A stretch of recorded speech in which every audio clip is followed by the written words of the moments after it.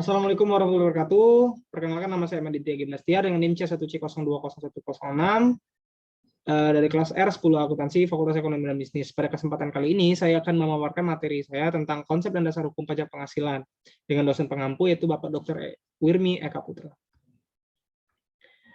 Pengertian dan konsep dari pajak penghasilan. Di Indonesia awalnya pajak penghasilan diterapkan pada perusahaan perkebunan yang banyak didirikan di Indonesia. Pajak tersebut dinamakan dengan pajak perseroan atau PPS.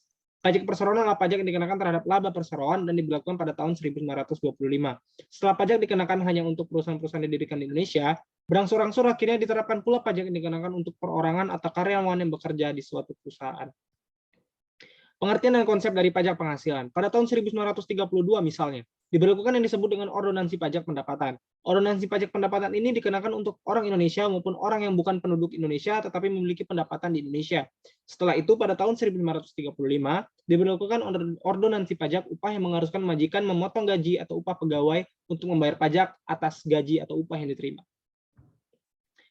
Sumber penerimaan negara dari sektor pajak ada banyak macamnya. Salah satunya adalah pajak penghasilan badan, yaitu pajak penghasilan yang dikenakan kepada sebuah badan usaha atas penghasilan atau dan laba usahanya baik dalam negeri maupun pendapatan di luar negeri, dalam rangka menyukseskan pembangunan nasional. Peranan penerimaan pajak sangat penting dan mempunyai kedudukan yang strategis. Tidak mungkin pemerintah dapat menggerakkan roda pemerintahan dan pembangunan nasional tanpa adanya dukungan dana, terutama yang bersumber dari penerimaan pajak.